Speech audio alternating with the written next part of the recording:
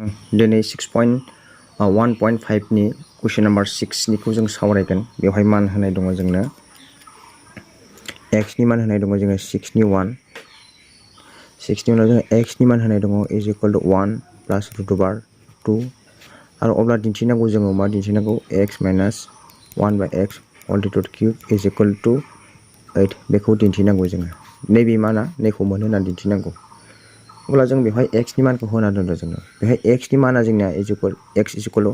1 plus root over 2 दंखायो। अब्ला जोङो 1 by x नि मानखौ गिबियाव दिहुनना लाग्रो 1 by x खौ जोङो दिहुननो थाखाय बेबायदि बहायना लाबाय 1 by x होमबा जों सायाव 1 सिङाव x नि माना जोंहा मा दङ होनाय दङ नै 1 plus root over 2 1 plus root over 2 दङ। अब्ला जों बेखौ मा मोनसे खालामनो हायो बेवहाय जोङो मा फर्मुला लांनांगोन a minus b a plus b is equal to a square plus minus b square बे फर्मुलायाव जों सिफायना लाग्रो बेखौ अब्ला जोङो बेहाय मा खालामनांगोन 1 minus root over 2 whole 1 minus root over 2 दा जों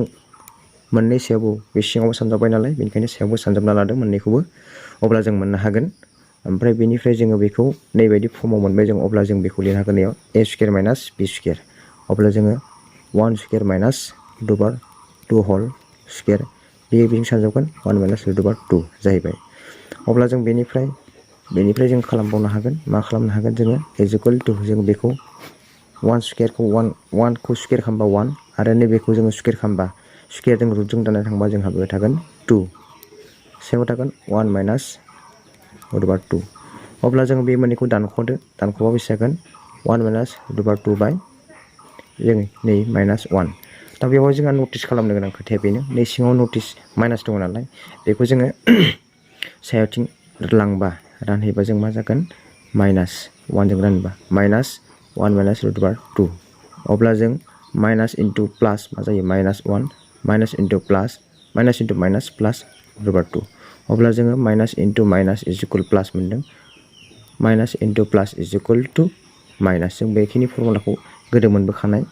दा बेखिनिखौ नोंथांमोना गोसोआव दं जानांगौ। अब्ला जों बेखिनिखौ दा बहायना होबानो जाबाय मानखौ ओंखायनो जों मा खालामनो हायो ओंखायनो जोङो नै खोनाखौ नैबे मानखौ बे माना नैबे 8 ओंखारनांगौ अब्ला जों बे मानखौ बहायनोसै ओंखायनो 1 x minus 1 by x whole to the cube बेखौ जोङो 8 होनना प्रुभ खालामनांगौ। अब्ला जों x आरो y नि मानखौ मोनखाबाय ओंखायनो x minus 1 by x whole to the cube मानखौ जों जास्ट बहायना होबानो जागोन बेहाय is equal to x नि मानाव दङ जोंहा 1 plus root over 2 आरो माइनास सिन दङ नालाय माइनास बेनिफ्राय जोंहा 1 by x नि मानखौ जों दिहुनना लाबाय minus 1 plus root over 2 whole to the cube अब्ला जों दा बेखौ जोङो ब्रेकेटखौ सिफायदो 1 plus root over 2 माइनास प्लास 1 minus root over 2 होमबा नै माइनास आरो नै प्लास दानाय थांबाय नैयाव किउब थागोन जोंहा होमबा मा थागोन 1 plus 1 whole to the cube is equal to 2 to the cube is equal to